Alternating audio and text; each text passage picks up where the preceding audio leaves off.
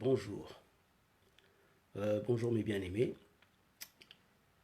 Nous voici encore une fois ce dimanche.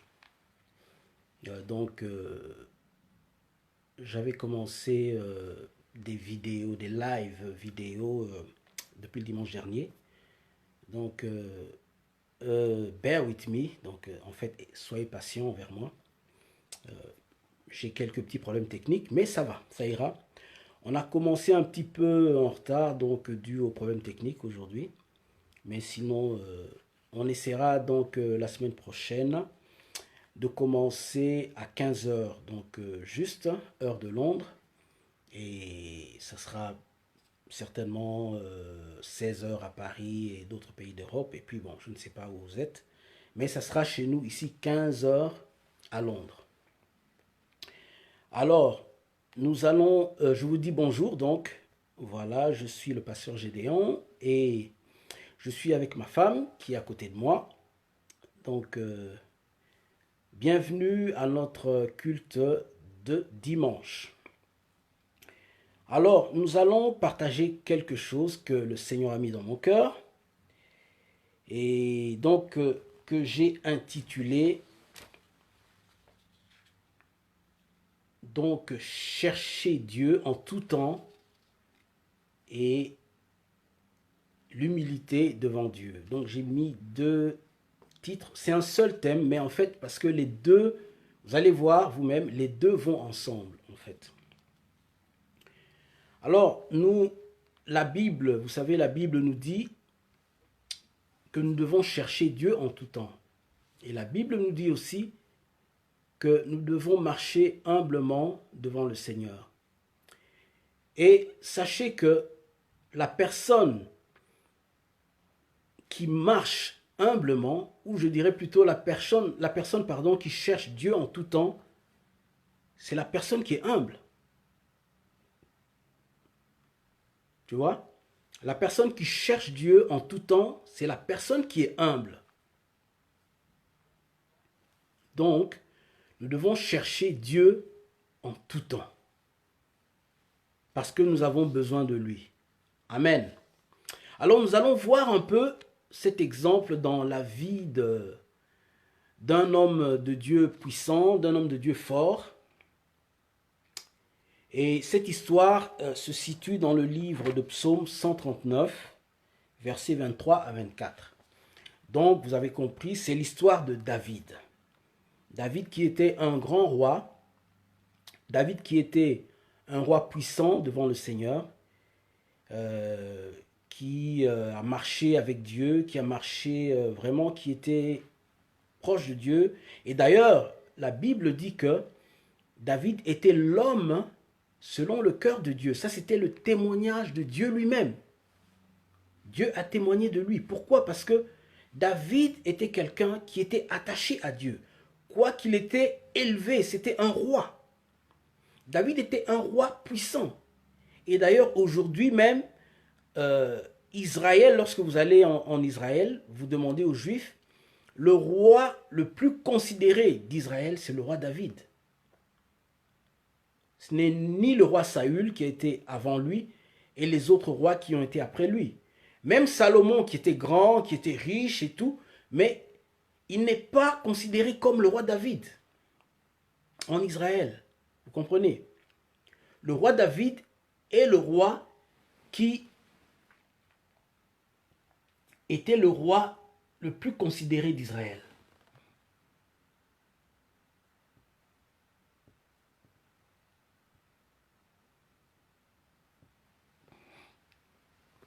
Vous comprenez? Alors, ici, dans cette histoire, nous allons lire dans Psaume 139, versets 23-24, David qui dit « Sonde-moi, ô Dieu, et connais mon cœur. Éprouve-moi et connais mes pensées. Regarde si je suis sur une mauvaise voie, et conduis-moi sur la voie de l'éternité. » Amen. David ici qui dit « Sonde-moi Seigneur, conduis-moi sur la voie de l'éternité. Sonde-moi, éprouve-moi. Regarde Connais mes pensées. Regarde si je suis sur une voie mauvaise. Si, contrairement à l'église de Laodicée, l'église dont on a parlé la semaine dernière, et si vous vous rappelez bien, pour ceux qui ont suivi ce message, si vous ne l'avez pas suivi, vous pouvez voir sur notre page Facebook le message du dimanche dernier ou sur notre chaîne YouTube, l'Évangile du Royaume, surtout tapez Pasteur Gédéon Mazina. Je répète encore parce qu'il y a beaucoup de Pasteur Gédéon. Voilà. Pasteur Gédéon Mazina, ou vous tapez seulement le titre du message pour trouver notre vidéo. Et puis donc, abonnez-vous à notre chaîne. Voilà, comme ça, dès qu'on postera une vidéo, vous serez notifié. Amen. Alors, ici, nous voyons que David, contrairement à l'église de Laodicée, qui est l'église de notre temps, c'était une église qui... C'est une église, en fait, actuellement, qui ne cherche pas réellement Dieu. La Bible dit, Dieu cherche, Dieu regarde les hommes sur la terre pour voir qui est sage pour chercher Dieu. Et personne ne cherche Dieu. Comprenez? Les gens, comme je disais la semaine dernière, s'approchent de Dieu seulement pour un besoin. Parce que je veux un mariage, parce que je veux venir en Europe, parce que je veux de l'argent, parce que je veux un travail, parce que je veux être guéri. Toutes ces choses sont bonnes, mais Dieu doit occuper la première place. Alors, et l'église de Laodicée non seulement ne cherche pas Dieu, mais aussi a cette attitude qui est différente de celle de David. Parce que si vous vous rappelez, dans le livre d'Apocalypse 3, verset 17, où l'église disait d'elle-même, je suis riche, je n'ai besoin de rien, n'est-ce pas? Et le Seigneur qui dit, au lieu de regarder à Dieu, au lieu de demander à Dieu, comme ici David a fait, Dieu sonde-moi, regarde si je suis sur la bonne voie. Vous comprenez? Arriver à avoir cette attitude constante devant le Seigneur, lui demander, Seigneur, sonde-moi, éprouve-moi, est-ce que je suis sur la bonne voie? Amen. Parce que nous sommes des hommes. Peu importe qui tu es, tu peux être pasteur. Nous avons vu des grands pasteurs avec l'onction, mais qui se sont détournés de Dieu. Certains se sont repentis à la fin de leur vie, d'autres même pas, malgré que Dieu les avait utilisés.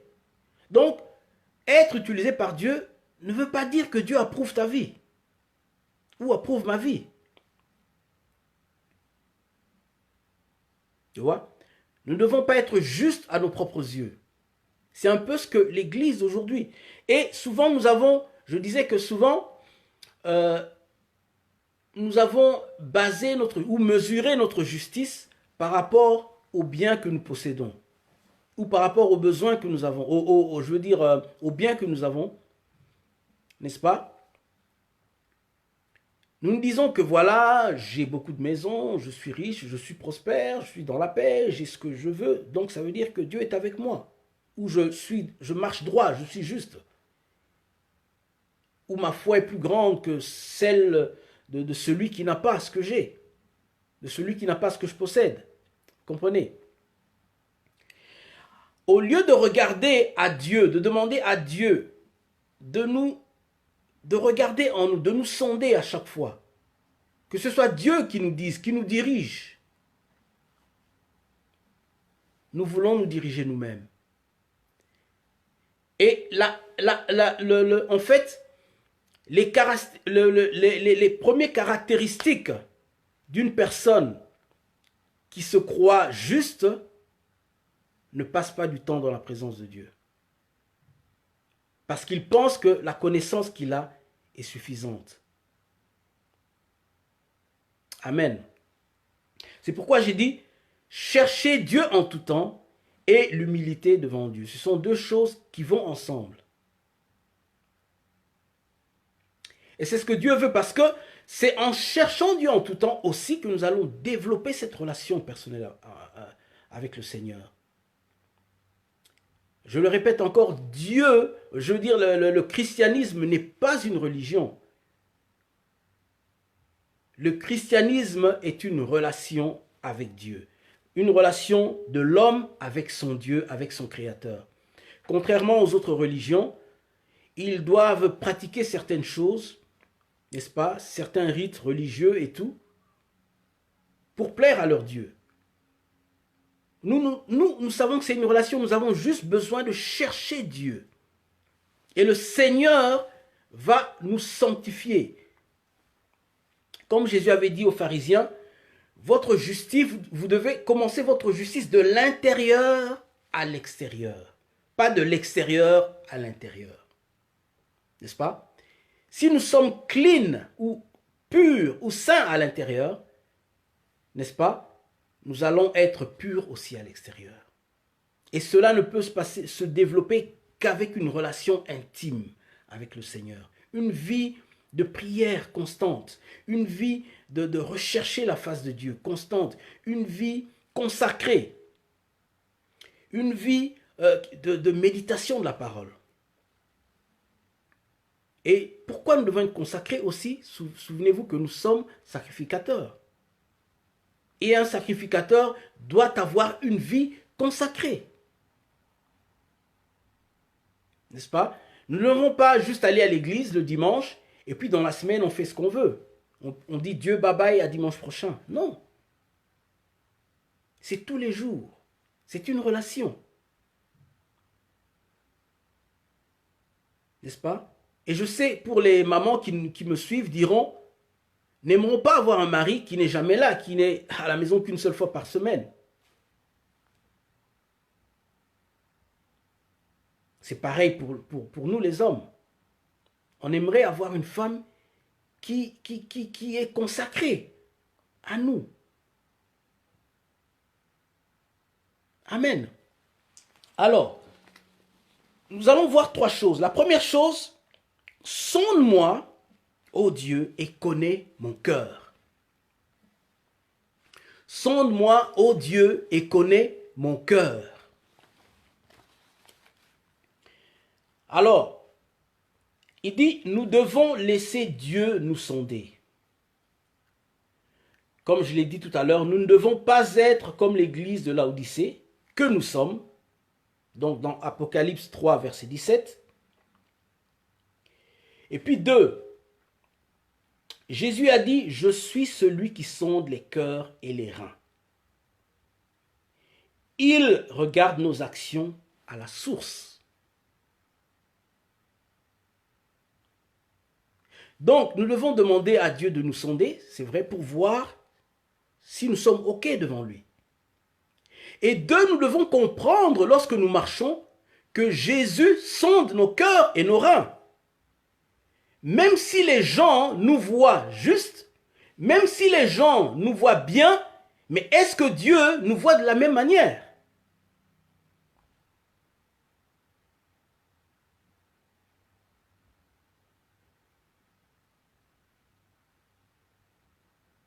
Vous savez, nous allons lire ce passage dans Psaume 11, verset 4. Qu'est-ce que ce passage nous dit? Psaume 11,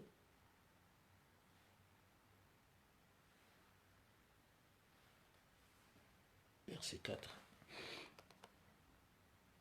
Oui, l'Éternel est dans son saint temple, donc ça confirme ce que je dis. L'Éternel a son trône dans les cieux, ses yeux regardent, ses paupières sondent les fils de l'homme. Imaginez-vous, Dieu est dans les cieux, ses yeux regardent, ses paupières sondent les fils de l'homme, ou les fils des hommes, ou les fils de l'homme. Dieu nous sonde tous les jours. Lorsque tu te lèves le matin, Dieu te regarde. Les caméras célestes sont là, braquées sur toi. Et tout ce que tu fais, Toutes tes pensées sont enregistrées. Même si nous paraissons justes devant les hommes, mais devant Dieu, est-ce que nous sommes justes? J'ai souvent vu dans les églises les gens qui aiment impressionner les pasteurs. Ils font les choses dans l'église pour impressionner. Et le pasteur, lorsqu'il le regarde, ah, ce frère, ah, cette sœur, c'est un frère fidèle, c'est une sœur fidèle. Le pasteur ne connaît pas tout, le pasteur n'est pas Dieu. Nous voulons vivre une vie, et j'ai vu beaucoup de chrétiens qui vivent leur vie pour plaire au pasteur. Mais sache que ce jour-là, lorsque tu seras devant, je veux dire, lorsque tu quitteras cette terre pour entrer dans l'éternité, tu vas te retrouver devant le Seigneur. Tu vas te retrouver devant le Seigneur. Ton pasteur ne sera pas là. Ce sera toi, devant Dieu, devant Jésus. Et le pasteur, peut-être, tu l'impressionnes tellement, peut-être avec ce que tu donnes. Tu vois? Et pour lui, il sait que tu es un frère fidèle.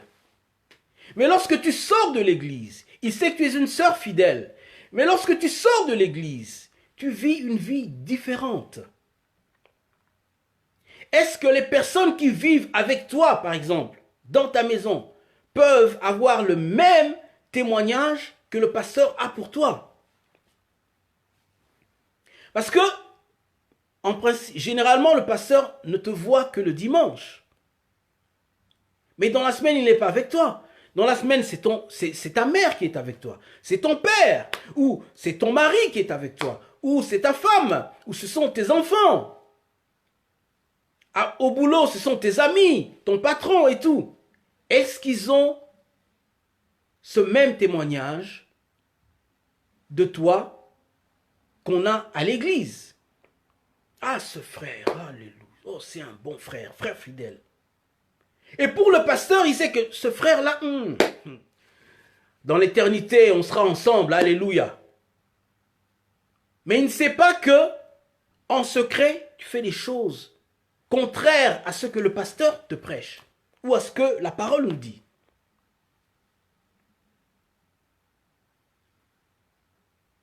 Et même nous, les hommes de Dieu, nous pouvons être pieux devant les brebis, devant les fidèles. Mais est-ce que nous sommes juste réellement devant Dieu? Dieu sonde nos cœurs, Dieu voit. Là où les autres ne voient pas, Dieu voit. Même nos pensées, Dieu voit. Toutes nos actions, tu peux donner quelque chose, par exemple à l'église. Moi, j'ai vu des gens qui donnaient des offrandes pour impressionner. Mais ce sont des offrandes qui ne montent pas. Juste pour qu'on regarde, qu'on dise, waouh, ce frère-là, il a donné 5000 livres. Waouh. Les gens, mais tu as déjà reçu ta récompense. Le Seigneur a dit que nous devons donner, lorsque nous donnons, que notre main droite ne sache pas, notre main gauche ne sache pas ce que notre main droite a donné. Donc notre vie chrétienne, nous la vivons devant Dieu, pas devant les hommes. Il est vrai que nous devons avoir un bon témoignage devant les hommes, mais premièrement, nous devons savoir que nous devons plaire à Dieu d'abord. Notre marche, c'est d'abord lorsque personne n'est là, personne n'est à côté de nous. Parce qu'il y a des frères, des sœurs, qui sont fidèles lorsque les frères et sœurs sont là. Mais lorsque les frères et sœurs ne sont pas là, parce qu'il n'y a personne pour lui dire, hé sœur, attention, hé frère, attention. La personne commence à prendre un autre chemin. On a vu ça, vous savez, on a vu à l'église des gens qui étaient fidèles. Mais lorsque la personne voyage, va dans un autre pays juste pour des vacances par exemple, qui peuvent être prolongées, 2, 3 mois, 4 mois, arrivé dans ce pays, le pasteur n'est plus là. Comme disent les Anglais, the pastor is not around. Nobody to watch you. Donc personne pour te regarder. Personne pour te surveiller. Tu vois? Tu dis, le pasteur n'est pas là.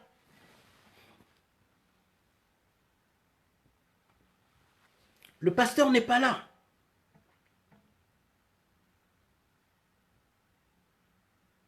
Vous comprenez? Alors tu commences à te conduire d'une certaine manière. Tu penses que tu dis, le pasteur n'est pas là. Donc je peux faire ça. Dès que tu reviens de ton voyage, tu es sain à nouveau. Mais alors que là où tu étais, mais Dieu t'a vu. Là où tu étais, Dieu t'a vu. Dieu voit tes pensées, même tes pensées, les pensées de nos cœurs. Dieu voit. Il juge. C'est pour ça qu'il dit, je suis celui qui sonde les cœurs et les reins. Nous pouvons faire semblant d'aimer une personne alors que nous ne l'aimons pas dans nos cœurs. Nous pouvons faire semblant d'avoir pardonné une personne alors que nous n'avons pas pardonné cette personne. Dieu sonde nos cœurs et nos reins. Nous pouvons aussi faire des choses, être dans l'idolâtrie par exemple. Je vais développer ça tout à l'heure. Nous devons nous attacher à Dieu parce que, bien aimés, nous n'avons pas la capacité de nous sanctifier nous-mêmes. C'est Dieu qui nous sanctifie par son esprit. Premièrement, nous devons aimer Dieu de tous nos cœurs, chercher sa face constamment, et lorsque nous sommes avec lui, demander à Dieu de nous sanctifier, demander à Dieu de nous regarder. Seigneur, éprouve-moi, est-ce que ça va? Est-ce que ça va? Et vous savez, certaines épreuves peuvent arriver juste pour montrer ce qu'il y a en toi, ce qu'il y a en moi. Certains problèmes peuvent arriver. Et même, vous savez, même dans les couples, ton mari peut faire quelque chose et Dieu permet la situation. Ce n'est pas Dieu qui a envoyé, l'ennemi a envoyé, mais Dieu a permis pour voir l'état de nos cœurs. Est-ce que nous allons agir selon Dieu?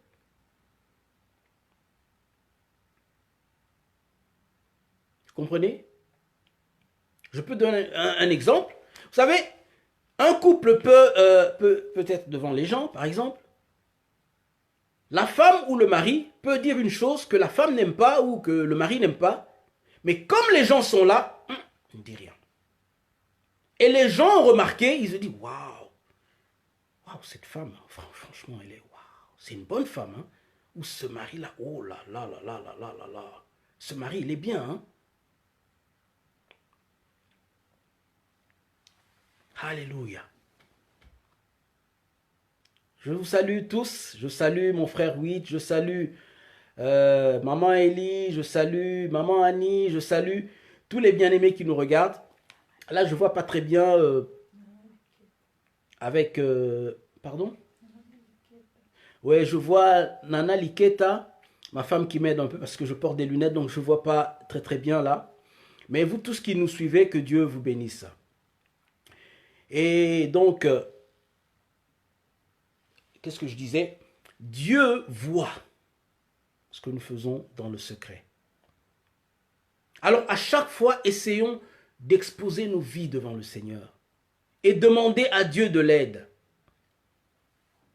Et David était humble. C'était un homme humble pour arriver à demander à Dieu, à faire ce genre de prière. Et c'était un homme saint, malgré souvent ce qu'on a entendu dire de lui. Hein. Souvent, vous savez, j'ai entendu dire de David, voilà, c'est David, c'était un impudique. Non, David, c'était pas un impudique.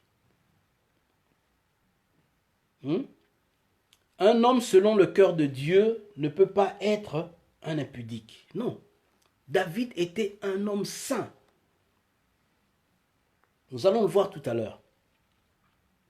Mais il était humble pour dire, sonde-moi, éprouve-moi.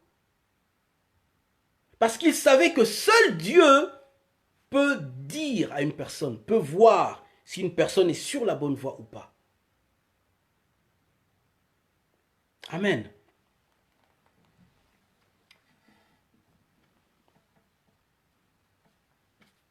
Et je voulais juste ajouter une chose. Vous savez que la peur, la crainte des hommes amène à l'hypocrisie. La crainte des hommes amène à l'hypocrisie. Nous devons craindre Dieu, non pas les hommes. Et souvent, nous voulons plaire au pasteur parce que nous craignons le pasteur. Mais lorsque le pasteur n'est pas là, nous menons une vie différente. Parce que nous ne savons pas que Dieu, en réalité, nous regarde. Dieu nous voit. Donc, marchons dans notre vie en pensant que Dieu a les regards sur nous constamment. Comme on l'a vu dans Psaume 11, verset 4. Dieu a les yeux sur nous. Il sonde nos voies. Il sonde nos cœurs constamment. Dès que tu te lèves le matin, sache que Dieu commence à te regarder. Tout ce que tu fais, tout ce que tu penses, tout ce que tu dis est enregistré. Même Jésus a dit, les hommes rendront compte de leurs paroles au dernier jour, de leurs paroles vaines.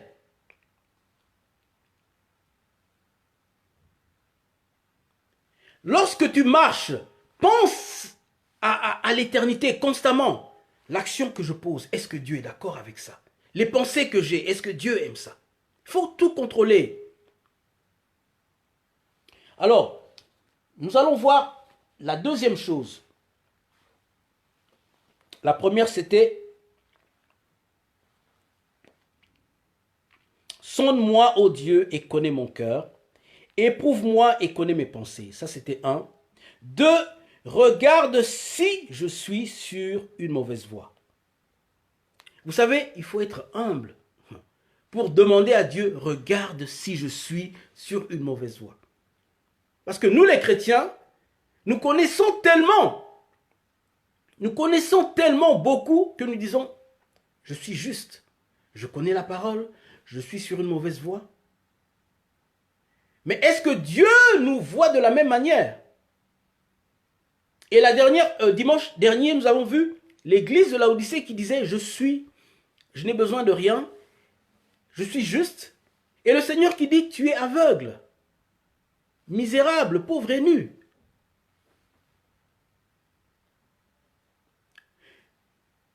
Faisons un effort pour ne pas être surpris le dernier jour. Je disais la dernière fois, vous savez, il y a beaucoup de chrétiens qui meurent parce que de toute façon, pour passer à l'éternité, nous devons mourir. Juste avant la résurrection, ce sera le seul moyen en tout cas. À moins que nous marchions avec Dieu comme Élie a marché et il a été pris. Élie, Enoch et tout. Mais sinon, c'est par la mort. Et il y a beaucoup de chrétiens, vous savez, lorsqu'on va aux obsèques de nos frères, de nos sœurs et tout, de nos mamans, de nos papas, comme ils étaient chrétiens, c'est tout ce qu'on dit. Oh, que Dieu, oh, il est allé voir le Père. Hein? C'est vrai ou pas? J'espère que c'est vrai. En principe, ça devrait être vrai. Mais sachez bien aimé, ce n'est pas toujours le cas. Parce que le chemin qui mène à la vie n'est pas facile. Et l'église aujourd'hui, on aime la facilité. La facilité. Et il dit, regarde si je suis sur la mauvaise voie. Nous allons voir que l'Esprit de Dieu est celui qui nous éclaire à travers les Écritures. Et lorsque nous entrons par sa présence, c'est lui qui nous convainc. Jean 16, 8 nous dit, n'est-ce pas, l'Esprit de Dieu, l'Esprit de vérité, vous convainc. C'est-à-dire l'Esprit de Dieu nous convainc de péché, de justice et de jugement. Convainc du péché, justice et jugement. C'est le Saint-Esprit qui nous dit que là, c'est pas bon. Est-ce que ça ne vous est jamais arrivé? Un jour, vous dites une chose, ou vous faites une chose, et vous sentez une tristesse dans votre cœur. C'est l'Esprit de Dieu qui a été attristé. L'Esprit vous dit, non, non, non, non, non, ne faites pas ça. Ou ce que tu as fait n'est pas bon. Un jour, une sœur est venue me voir et m'a dit, oh, mais tel jour, j'avais fait ça, et j'ai senti une tristesse profonde dans mon cœur. Je lui ai dit, sœur, c'est le Saint-Esprit. Parce qu'elle était encore jeune chrétienne, elle ne connaissait pas beaucoup la parole, mais le Saint-Esprit déjà commençait à agir, à travailler dans sa vie. C'est le Saint-Esprit qui nous convainc. Et si nous ne nous confions pas, nous n'allons pas dans la présence de Dieu, croyez-moi, nous allons nous perdre et sans nous rendre compte. Et nous allons dire, nous sommes chrétiens, alléluia. Mais nous marchons déjà dans l'autre voie qui mène à la perdition. Et le Seigneur qui dit,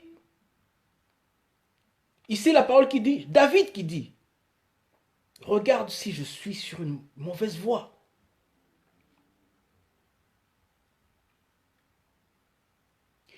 Et je disais tout à l'heure que David était un homme saint. Nous allons voir dans 1 Roi 15, verset 5. 1 Roi 15. 1 Roi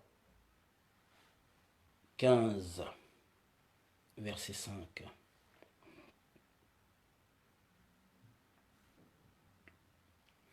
Alors, il dit, car David, je lis à partir du verset 4, il dit, mais à cause de David, l'Éternel son Dieu lui donna une lampe à Jérusalem, en établissant son fils après lui et en laissant subsister Jérusalem. Car David, verset 5, David avait fait ce qui est droit aux yeux de l'Éternel, et il ne s'était détourné d'aucun de ses commandements pendant toute sa vie. Ça c'est Dieu qui le dit. Donc David n'était pas impudique. Non. Ça c'est Dieu qui dit, David ne s'était pas détourné des commandements de l'Éternel toute sa vie. Mais il a dit, excepté dans l'affaire d'Uri, le Héthien. Excepté dans l'affaire d'Uri. Uri qui était un serviteur de David, un soldat qui était dans l'armée d'Israël, dont la femme avait séduit David, bien sûr, pas consciemment. Elle prenait sa douche et David, qui était sur le toit du palais royal, a vu de loin cette femme qui se lavait. Il a été séduit, il a appelé la femme, et il a couché avec elle. Et après, pour essayer d'étouffer l'affaire, il a tué le mari de cette femme. Ça, c'est le péché que Dieu reconnaît que David avait fait. Mais ce n'était pas son style de vie. Pour dire à un homme ou à une personne qu'elle est impudique, il faut que ce soit son style de vie. David avait fait que ça devant Dieu. C'est ça.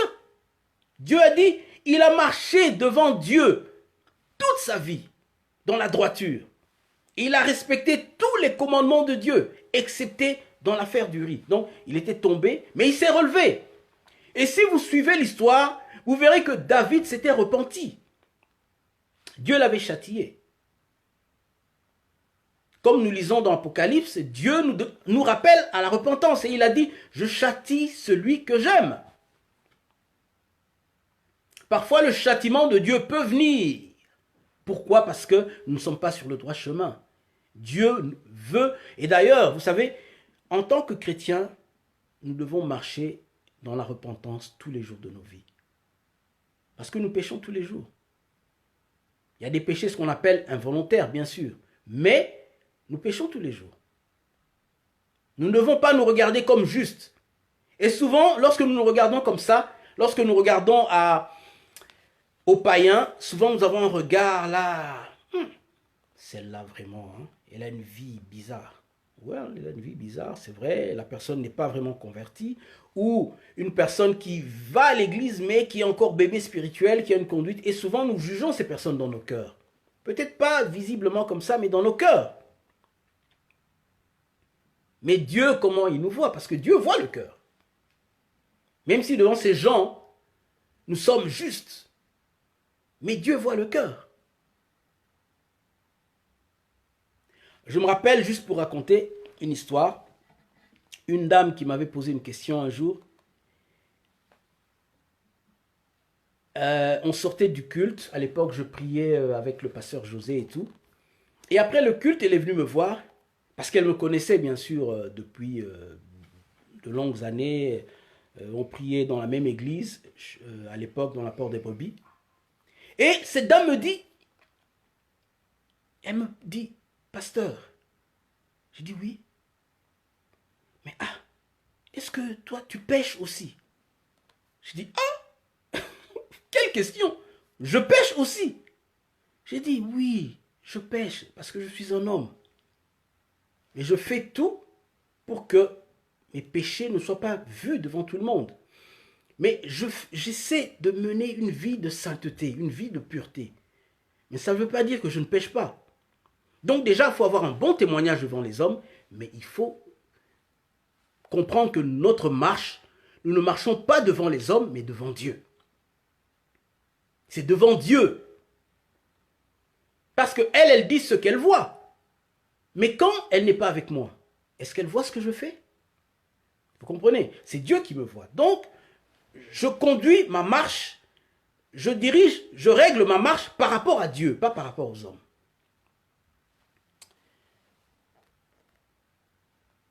Alors, David était un homme saint. Mais regardez un homme comme lui, dont Dieu donne un tel témoignage. Pendant sa prière, il dit, sonde-moi, regarde si je suis dans la mauvaise voie. Mais c'était un homme droit. Et nous, comment nous prions? Comment est-ce que nous cherchons Dieu en tout temps?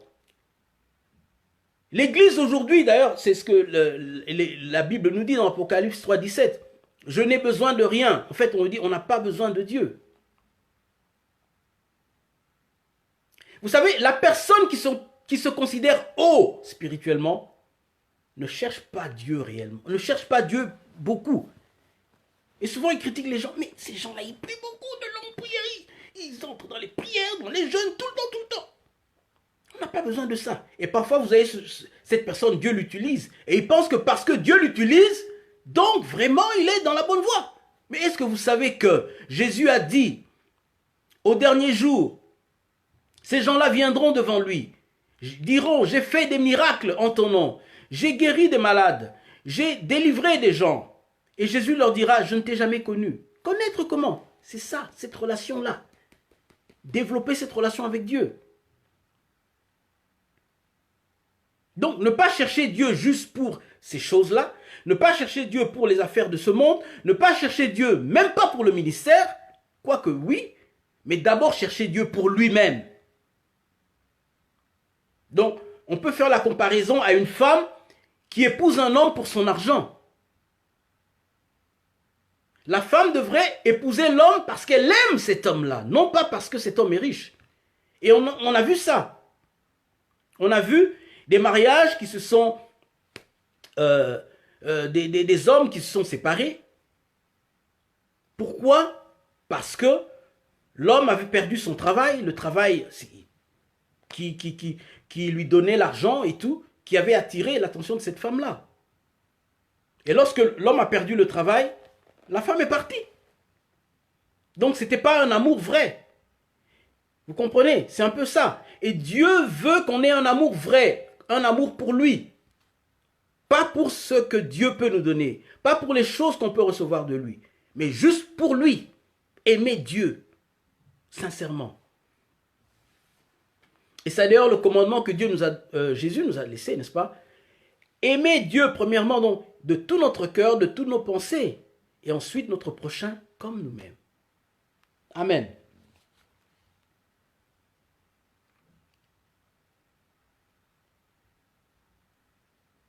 Et vous verrez, je disais tout à l'heure, donc quand David sortait de la voie, Dieu le ramenait toujours dans la voie. Vous savez, c'est en ayant cette attitude-là qu'on aura réellement une vie de sainteté devant Dieu, une vie de sanctification. Parce que Dieu veut qu'on soit dans la sanctification. Tu peux mener une vie que tu crois bonne, mais alors que ce n'est pas une bonne vie devant Dieu. Mais devant les hommes, à nos yeux, ça peut n'avoir pas vraiment je dirais, ça peut être inoffensif, tel que certes, La télé, par exemple. Passer du temps à la télé. La télé n'est pas mauvaise, hein, vous savez. Mais l'apôtre Paul a dit, tout est permis, mais tout n'est pas utile. Comprenez? On a le droit de regarder la télé et tout. Mais ne passe pas tout ton temps. Et vous savez, nous qui habitons à Londres, il y a eu un temps où on recevait, tout était pépélé, comme on disait. Donc on recevait l'argent du gouvernement et tout. Et les gens ne travaillaient pas. Est-ce que vous savez que Dieu, un jour j'avais dit ça à l'église, Dieu, tout ce temps que nous avons passé, ces années, à ne pas aller au boulot, n'est-ce pas? Avoir l'argent du gouvernement, Dieu a enregistré ce temps-là. Et pendant ce temps-là, il a regardé ce qu'on faisait, le temps qu'on lui a donné. Parce que quand tu ne vas pas au boulot, tu as toute la journée devant toi. Tu laisses tes enfants à l'école, tu reviens à la maison, tu as tout le temps. Et qu'est-ce que nous faisons avec ce temps? Regarder la télé. Et je me rappelle, on est là, il y avait, comment on appelle, c'était Danse avec moi ou Les Feux de l'amour, ça c'est le The One, celui-là avait plus de succès. Les Feux de l'amour, il y avait Danse avec moi, il y avait... Et vous, tu commences avec Les Feux de l'amour, et puis c'est Danse avec moi, et puis c'est quoi? Louis and Grace, et puis après c'est... je sais pas, Westenders, ou... Non, je ne sais pas. Et après, tu vas chercher l'enfant à l'école, tu lui fais son petit déj et tu continues ta journée jusqu'au soir. Après, c'est Maboké, théâtre de chez nous. Et tu vas dormir. Et toutes les révélations que tu vois dans la nuit, c'est théâtre de chez nous. Et Danse avec moi et Les Feux de l'amour. Et comment Dieu peut nous diriger si on passe notre temps avec ces choses-là? Déjà, si on passe trop de temps avec ces choses-là, ça veut dire que nous aimons ces choses plus que Dieu. C'est déjà l'idolâtrie. Comprenez? C'est déjà l'idolâtrie. Mais lorsque tu peux passer un temps, tu peux dire, ok, je vais passer une semaine de prière, ok? Tu pries, et pendant la prière, tu sens que le Seigneur te dit, tu sais, la vie que tu mènes, trop regarder la télé. Le pasteur peut-être n'a pas dit ça. Mais le Seigneur te le dit. C'est pour ça que c'est important. Le pasteur ne nous dira jamais tout. Parce que nous connaissons tous en partie. On recevra une partie. Et d'ailleurs, le temps qu'on passe à l'église, on n'a pas le temps d'ailleurs de tout dire pour gérer tous les problèmes que les uns et les autres traversent dans leur vie. Donc nous devons avoir une relation avec Dieu.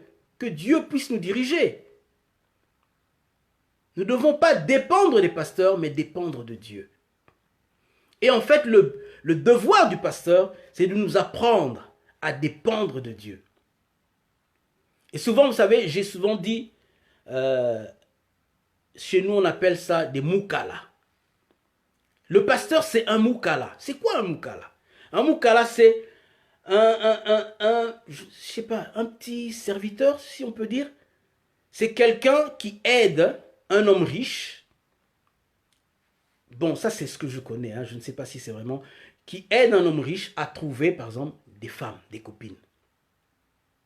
L'homme riche demande à ce moukala, comme c'est un courageux, c'est un jeune, tu peux, cette fille-là, waouh, elle est pas mal. Tu peux aller la trouver pour moi? Et le moukala qui va, qui dit, comment on appelle les députés là au Congo? Non, il y a un nom là, Excellence ou quelque chose comme ça. Honorable. Ah. Et il va, l'honorable te cherche. Et dès que la fille entend, honorable, il est où? Honorable. Et la fille s'arrange. Et le moukala, son devoir, non seulement, il connaît tout ce que l'honorable aime, et il va décrire, détailler à la fille.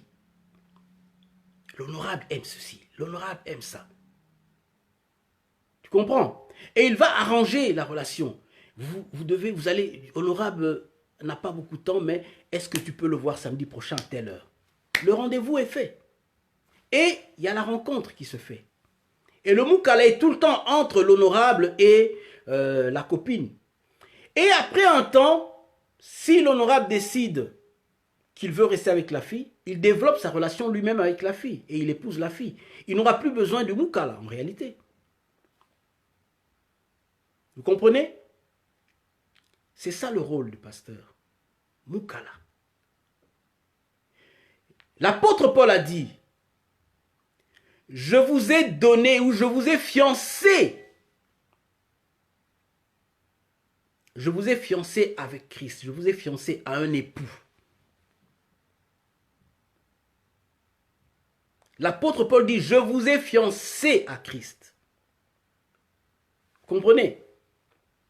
Il a fait les démarches. Lorsque nous apportons la parole, nous faisons connaître Christ aux gens. Et les gens doivent développer leur propre relation. Nous fiançons les gens à Christ. Et là, nous jouons quoi? Le rôle de l'ami de l'époux. C'est ça en fait. C'est l'ami de l'époux. Comme Jean-Baptiste a dit. L'ami de l'époux. Vous comprenez? L'ami de l'époux diminue. Lorsque l'époux lui-même arrive, l'ami diminue. N'est-ce pas? Jean, lorsqu'il est sorti, il a parlé, il a parlé, il a parlé. Mais lorsque Jésus est entré en scène, il a d'abord présenté l'époux, il a parlé de l'époux, il a préparé Israël. Et lorsque l'époux est entré en scène, il a commencé son ministère, il a dit, voici l'agneau de Dieu. Et lorsqu'on a voulu comparer Jean-Baptiste à l'époux, Jean-Baptiste a dit, non, non, non. L'ami, je suis l'ami de l'époux. Et je suis heureux de voir l'époux. N'est-ce pas? L'époux avoir sa relation avec son épouse. Moi, je suis juste l'ami de l'époux. Et nous, ce qu'on fait, on veut développer. C'est pas mauvais d'avoir une bonne relation avec ton pasteur. Mais nous voulons, nous prenons, c'est-à-dire nous mettons nos pasteurs à la place de Jésus.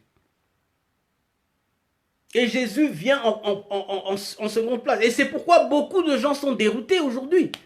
Parce que le pasteur lui dit des choses qui ne sont pas bibliques et il accepte parce que c'est le pasteur qui l'a dit. Alors que la parole de Dieu ne le dit pas.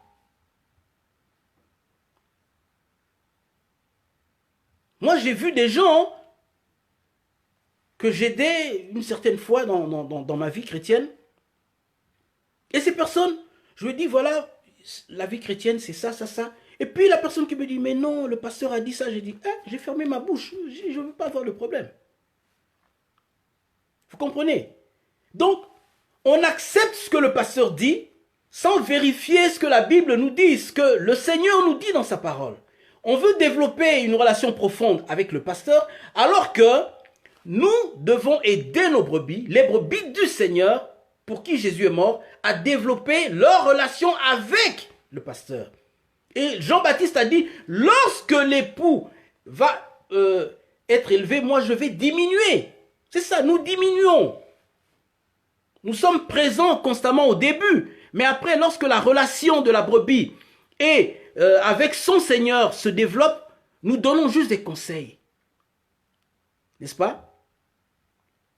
C'est exactement comme un bon ami ou un parent qui donne des conseils à sa fille ou à sa nièce, comment être dans le mariage. C'est comme ça que tu dois être avec ton mari. C'est comme ça que les hommes sont. Les hommes aiment ça. Fais ça, et tu seras une bonne femme à la maison. Nous devons leur montrer comment marcher avec Dieu. Alléluia. Ensuite, nous voyons, il y a Pierre qui a parlé aussi de la sanctification de l'esprit. Pourquoi je dis ça? J'ai pris cet exemple parce que lorsque nous allons devant Dieu pour dire, Seigneur, éprouve-moi, sonde-moi, regarde si je suis dans la mauvaise voie. C'est le Saint-Esprit qui nous montre nos erreurs, qui nous montre nos péchés et qui peut aussi nous approuver pour nous dire que je suis dans la joie, ce que tu as fait est bon. Est-ce que ça vous est jamais arrivé? Vous faites une bonne action et vous sentez dans votre cœur une joie intense. C'est le Saint-Esprit qui est content. Il nous dirige. Lorsque nous sortons, il nous ramène dans la bonne voie. Mais c'est en fait ça la sanctification de l'esprit. Il y a la sanctification volontaire, oui, mais la personne qui opère la sanctification, c'est le Saint-Esprit. Mais nous devons coopérer avec lui en posant des actions, en offrant nos corps comme des sacrifices vivants à Dieu, comme dit la Bible. Et ici, Pierre qui dit, je lis dans 1 Pierre, chapitre 1, verset 2.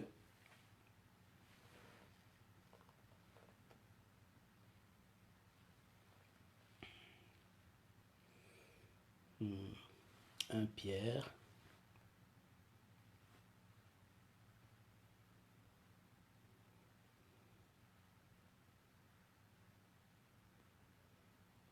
Un Pierre. Voilà, un Pierre, chapitre 1, verset 2. Je lis. Il dit, et qui sont élus selon la préscience de Dieu, le Père, par la sanctification de l'Esprit, afin qu'ils deviennent obéissants et qu'ils participent à l'aspersion du sang de Jésus, que la grâce et la paix soient multipliées. Alors, je vais prendre une partie de ce verset. Il dit, et qui sont élus selon la préscience de Dieu, le Père, par la sanctification de l'Esprit, afin qu'ils deviennent obéissants. Wow. Vous savez comment ça se passe? Lorsque tu cherches la face de Dieu, c'est pour ça que j'ai dit, nous devons chercher le titre, cherchons la face de Dieu constamment et demandons à Dieu de nous sonder, de sonder nos cœurs, de sonder nos vies, afin de voir si nous sommes bien devant lui. Parce qu'on peut paraître bien, mais alors que nous avons l'idolâtrie, par exemple. Nous aimons le football plus que Dieu. Nous aimons les voitures plus que Dieu. Nous aimons l'argent plus que Dieu. Nous aimons les habits plus que Dieu. C'est vrai. Dieu doit avoir la première place.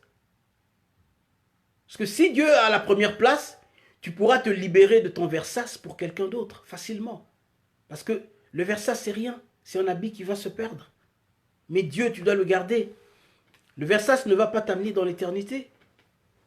Comme j'ai vu la semaine dernière, mamie qui me montrait sur Facebook 3 différentes photos, je pense, ou 4, des personnes qu'on enterrait avec leurs biens. D'autres qui se faisaient enterrer avec de l'argent, d'autres avec leur voiture, d'autres avec... ils avaient fait un grand trou, ils ont mis un lit, des fauteuils, tout ça. Franchement. Non mais, c'est n'importe quoi. On n'amène pas toutes ces choses. Ce qu'on va amener, c'est la foi que nous avons en notre Dieu. C'est ça que nous irons, qui nous amènera dans l'éternité. Parce que c'est cette foi-là qui fera qu'on marche droitement devant Dieu. C'est notre foi, la chose la plus précieuse. Notre relation avec Dieu, la chose la plus précieuse. Notre espérance en Christ. Et il dit, je continue, l'esprit, la sanctification de l'esprit, afin qu'il devienne obéissant.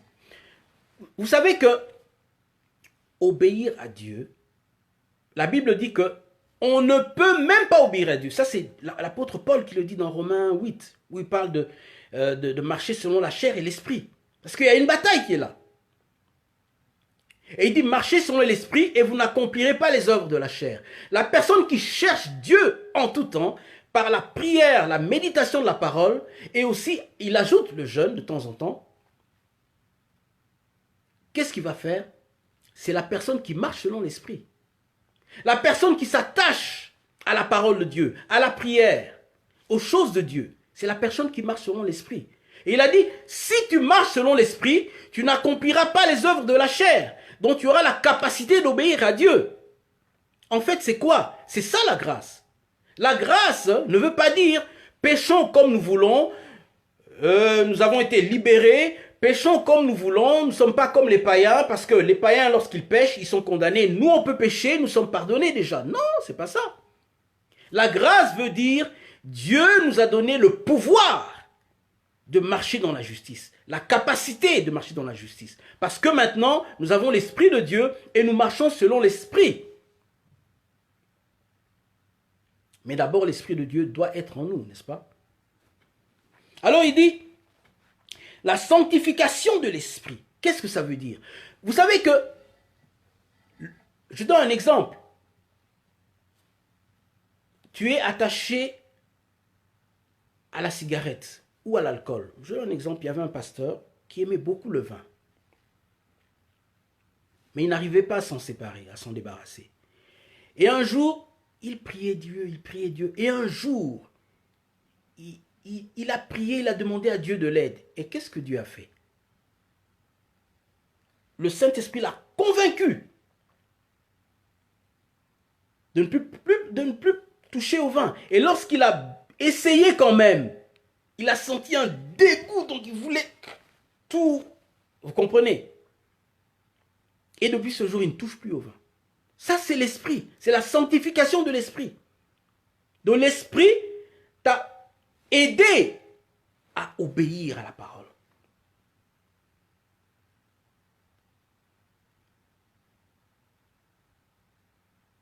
Des fois, tu veux faire une bonne action, mais tu n'y arrives pas. Tu ne veux pas.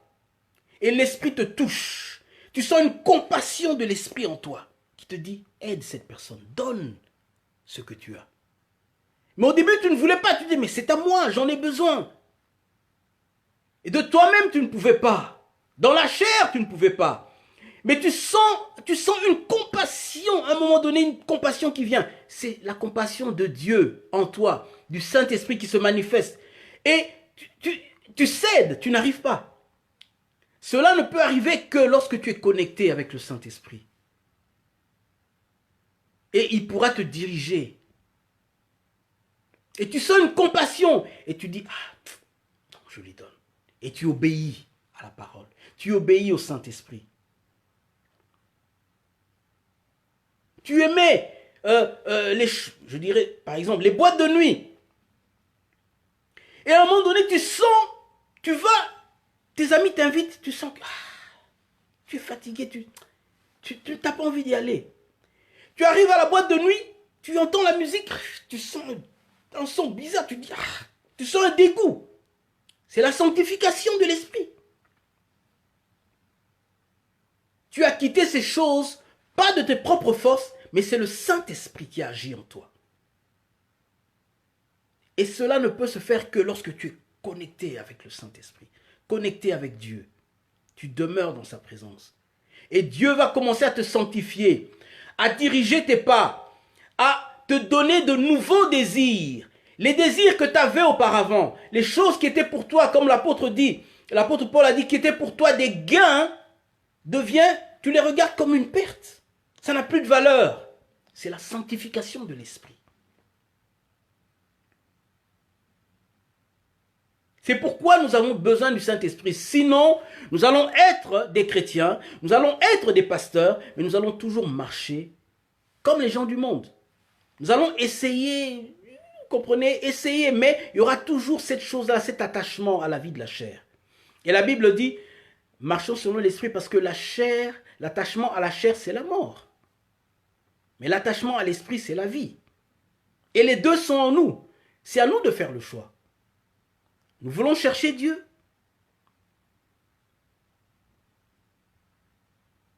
Vous savez, il nous est arrivé de chercher Dieu. Moi, j'ai eu cette expérience. Je cherchais Dieu pour quelque chose. Pendant un moment, j'avais tellement besoin de cette chose-là. Et je suis allé chercher Dieu, chercher Dieu, chercher Dieu, chercher Dieu. Mais vous savez, je peux vous dire, j'ai fait des jours et des jours, des jours. Et les expériences que j'ai eues avec Dieu, quand je suis sorti de cette retraite, je n'ai pas reçu ce que j'avais demandé. Mais j'ai découvert une autre dimension de Jésus. Je n'ai pas reçu cette chose-là. Et je ne l'ai jamais reçue d'ailleurs. Mais j'ai découvert autre chose. Et ça m'a donné le désir encore de chercher encore plus, de développer ma relation avec Dieu. À partir de ça. Vous savez, les épreuves de la vie aussi, Dieu permet afin qu'on puisse le chercher. Mais lorsque nous allons le chercher, nous allons le découvrir. De la même manière que Jacob, lorsqu'il allait rencontrer son frère Ésaü, Jacob avait peur. Mais il a passé la nuit dans la présence de Dieu seul. Et il a découvert le Dieu de son père, Isaac. Avant, c'était le Dieu de son père. Mais à partir de ce jour-là, ce Dieu est devenu son Dieu. Le Dieu de ton pasteur, le Dieu de ton père, le Dieu de ton frère, de ton mari, d'une personne élevée spirituellement que tu considères, peut devenir ton Dieu. Et il veut devenir ton Dieu. Il est ton Dieu d'ailleurs, mais quand je veux dire devenir ton Dieu, il veut que tu aies la même relation avec lui que ton pasteur a avec lui. Tu sais, tu n'as pas besoin d'être pasteur pour avoir une relation profonde avec Dieu. Non, Dieu nous appelle à avoir une relation profonde avec lui. Tout le monde. Nous sommes tous sacrificateurs.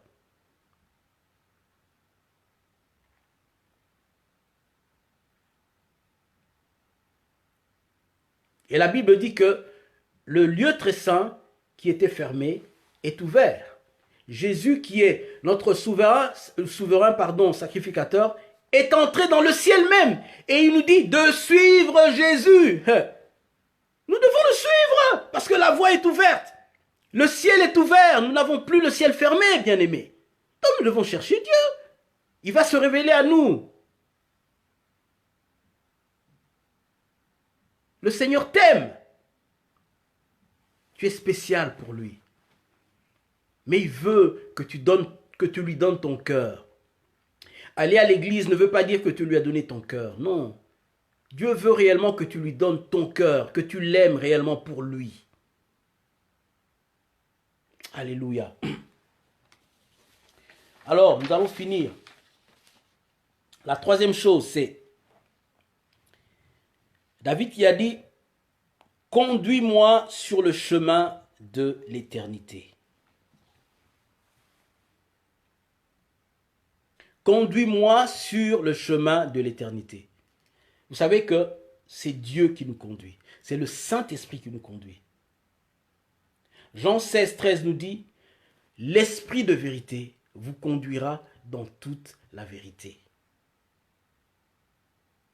Attachons-nous au Saint-Esprit. Attachons-nous à la parole avec un esprit de prière et le Saint-Esprit nous conduira.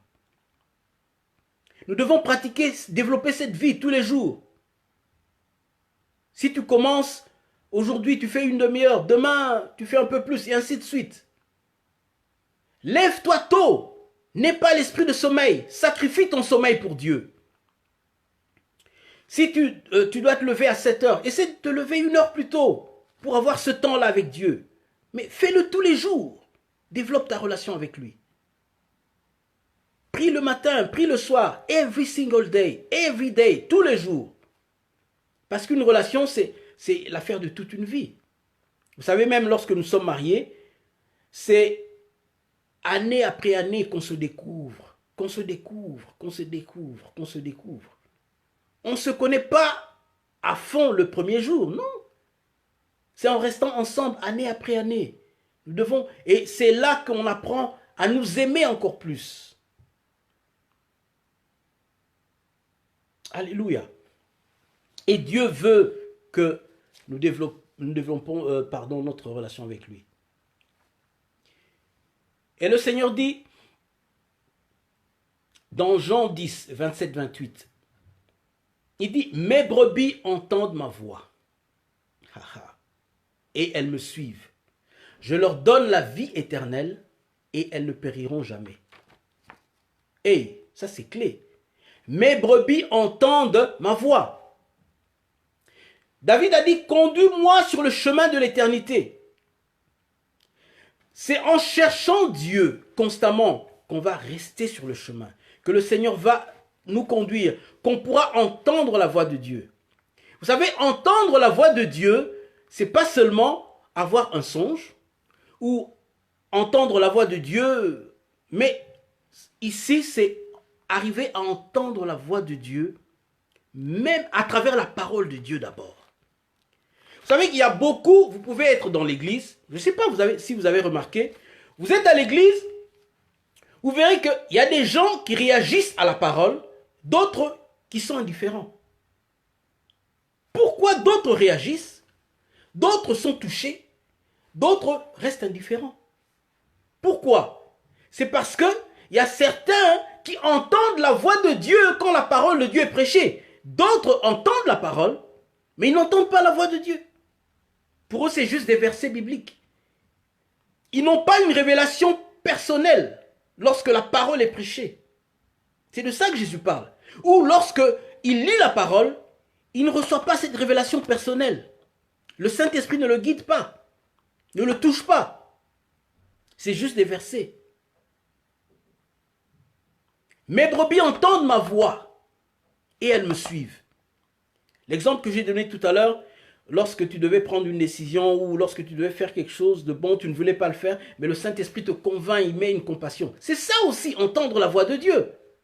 Tu as senti la compassion de Dieu qui te pousse à faire cette bonne action. C'est ça. Ou tu veux faire quelque chose de mal, le Saint-Esprit te convainc, ne le fais pas. Parce que cette voie, ce que tu veux faire conduit à la mort. Et il te conduit dans la voie de l'éternité. Lorsqu'on a une bonne relation avec le Saint-Esprit, il va nous conduire dans la voie de l'éternité. Et comme Jésus a dit, mes brebis entendent ma voix et elles me suivent. Suivre, ça veut dire quoi? Lorsque le Saint-Esprit te convainc, tu obéis à la conviction du Saint-Esprit. C'est ça, tu le suis. Et tu ne périras jamais parce que tu suis Jésus. Mais celui qui ne suit pas Jésus, Jésus a dit, il y a deux voies. Une voie qui mène à la vie, une qui mène à la perdition. La voie qui mène à la perdition, on a souvent eu l'impression que ce sont seulement les païens. Non, même les chrétiens emploient cette voie. Même les chrétiens emploient cette voie. Alléluia.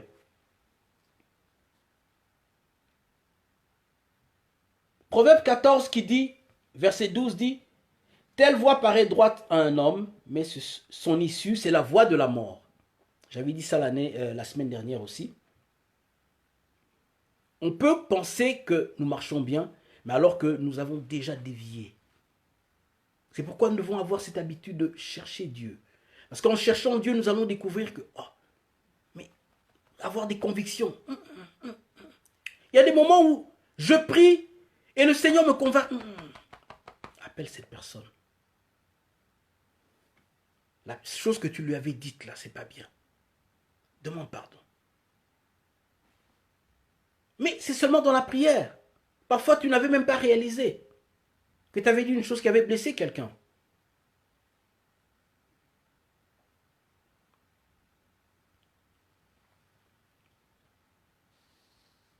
On peut penser qu'on est bien, mais alors qu'on est déjà sorti. C'est pourquoi, à chaque fois, nous devons dire, Seigneur, sonde-moi, éprouve-moi. Regarde si je suis toujours dans la voie droite et conduis-moi dans la voie de l'éternité.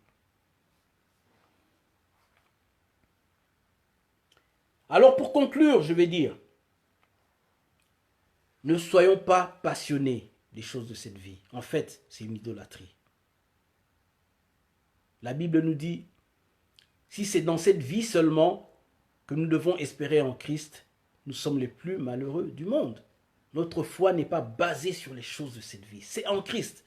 Imaginez un peu aujourd'hui, nous avons ce problème de coronavirus. Imaginez que tout collapse à cause de ce problème de coronavirus. L'économie tombe et tout. Et nous commençons à perdre notre confort. Qu'est-ce que tu vas faire? Si ton espérance c'était dans ces choses-là, qu'est-ce que tu vas faire? Nous devons espérer au-delà de ce que nous voyons. C'est en Jésus-Christ. Parce que si nous mourons aujourd'hui, nous allons directement dans sa présence.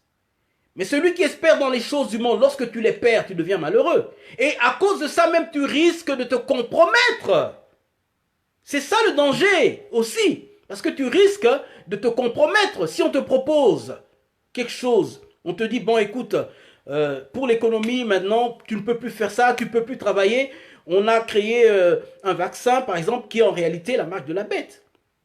Mais si tu as ce vaccin, tu es libre d'acheter tout ce que tu veux et le gouvernement va te donner chaque semaine 1000 livres. Tu dis, ah, que je souffre, tout ça. Si ton espérance, ce sont ces choses-là, tu vas céder. Mais si ton espérance est en Jésus, tu dis que je perds tout. Prenez tout, mais gardez, laissez-moi mon Jésus. Prenez tout, mais laissez-moi mon Jésus.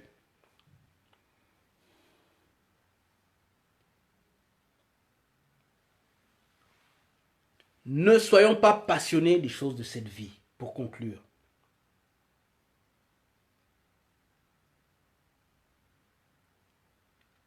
Parce que vous savez, notre vie,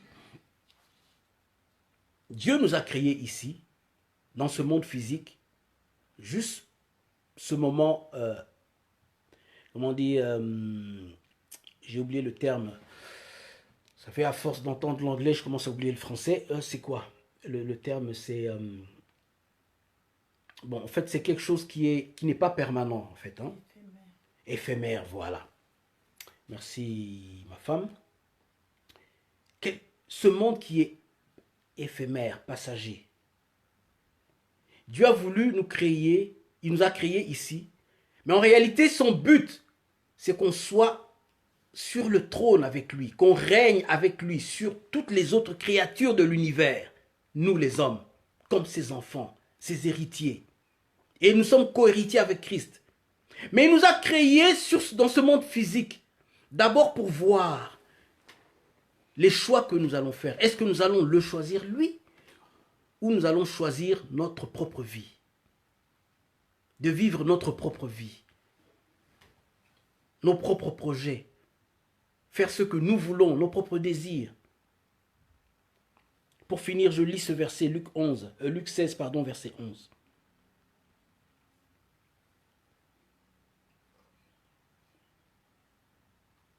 C'est le dernier verset, ok? Donc j'ai fait 1h12 déjà. Luc 16, verset 11.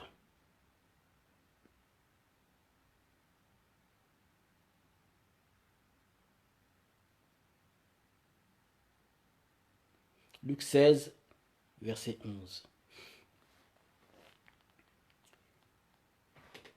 Jésus qui dit, si donc vous n'avez pas été fidèle dans les richesses injustes, qui vous confiera les véritables? Si donc vous n'avez pas été fidèle dans les richesses injustes, qui donc vous confiera les véritables? Dieu nous a créés dans ce monde et nous a donné une richesse, ou je dirais des richesses injustes. La première richesse, c'est notre vie. C'est la plus grande richesse, le souffle de vie que nous avons. Mais si nous ne sommes pas fidèles avec cette vie qu'il nous a donnée, qui nous donnera la véritable vie, qui est la vie éternelle? Si nous ne voulons pas sacrifier notre vie pour Dieu, si nous ne voulons pas donner notre vie pour le Seigneur, qui nous donnera la vie véritable? Jésus a dit, celui qui gardera sa vie la perdra. Celui qui perdra sa vie à cause de moi la retrouvera dans la vie éternelle. Il nous a donné notre vie. Nous avons la liberté de choisir. Je fais ce que je veux. Je passe mon temps à la télé, je passe mon temps dans les fêtes, dans les booms, je passe mon temps où je prends beaucoup plus de temps, je donne beaucoup plus de temps à mon Seigneur, à la méditation de la parole, à plaire à mon Dieu. D'abord, je donne ma vie, je sacrifie mes désirs, je sacrifie mes plaisirs pour donner à Dieu mon temps, mon énergie, mon argent, mon amour, en le manifestant envers les bien-aimés. mais d'abord notre vie dans la présence de Dieu, afin que Dieu nous change à l'image de Jésus-Christ. Que nous soyons réellement une lumière. C'est-à-dire, nous permettons à Dieu de faire de nous une lumière, de sorte que les gens du monde nous voient, pas parce que nous disons, mais par notre manière de vivre, qu'ils voient réellement que Dieu est avec nous et qu'ils soient attirés. Donner notre vie à Dieu, qu'il fasse de cette vie quelque chose de merveilleux, et de ne pas vivre notre vie pour nous-mêmes. C'est ça la richesse. Si la richesse que Dieu nous a donnée, cette vie, nous faisons ce que nous voulons, on ne pourra pas avoir la véritable vie, qui est la vie éternelle. Mais si nous la donnons, nous sommes fidèles avec cette grande richesse, la vie que Dieu nous a donnée, il va nous donner la richesse véritable, qui est la vie éternelle. Que Dieu vous bénisse. Amen. Nous allons nous quitter. Seigneur, que cette parole fasse du bien à nos cœurs. Merci pour cette parole, merci pour ces révélations que tu nous as données. Nous te sommes reconnaissants. Aide-nous à méditer cette parole dans nos cœurs constamment afin qu'elle porte du fruit, que nous puissions porter du fruit, Seigneur, et que nous puissions mettre en pratique, Seigneur, ce que nous avons entendu avec ton aide, avec l'aide du Saint-Esprit. Nous te sommes reconnaissants pour l'amour que tu nous manifestes, l'amour que tu manifestes envers nous en nous prévenant, Seigneur, en nous montrant le chemin à suivre, Seigneur. Tu nous le dis, tu nous reprends, Seigneur, parce que tu nous aimes.